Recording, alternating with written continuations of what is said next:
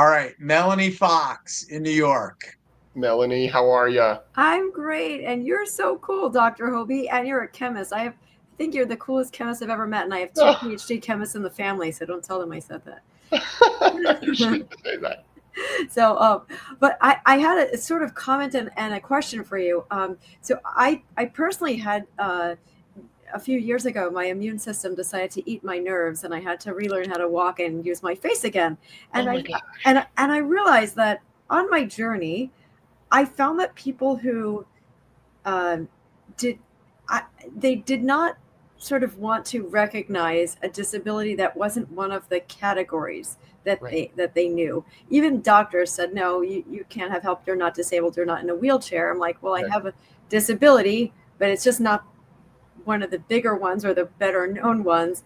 And I also wound up meeting a lot of folks from an organization called Disability In, which is a fabulous organization that helps disability owned businesses.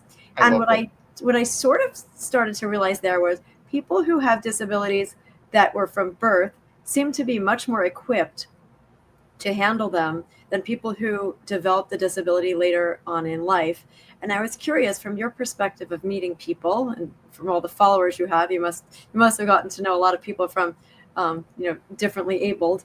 Do you find that it's mindset or skill, or what tends to sort of, I mean, do you feel like that people who develop the disability later in life are at a bigger disadvantage, and what do you think their the challenges are for them and that are Yeah, different, and how might you advise them to to better adapt? it's a great question. And it comes back, harkens back to what I was saying about this fear of disability, because it's this minority group that any of us can join at any time our body decides to do that. Um, and I know a lot of people who have lost their sight later in life, and it's really hard to cope with because they know life that is one way, and now they have to totally relearn the world, just like you had to relearn to walk and relearn how to use the muscles in your face. It's the same sort of thing. It's like it's really hard when you know one thing and you have to shift it to understand others. And the advice that I would give is just try to take it on like any challenge you've ever taken on in life, like getting through high school, getting through college, wherever you may be.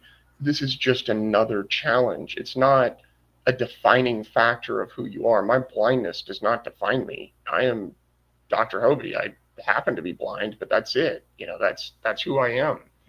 Um, and your disability is not what defines you. It is just a trait that you have. So my blindness to me is just like having brown eyes or having blue eyes or whatever. It's just something that there is about me. And I think that's really hard to absorb and really take in when you become disabled later in life. So I feel very honored that I was born totally blind. And people often ask me, there's technologies out there and maybe they'll work for me, maybe they won't, where you could regenerate your sight.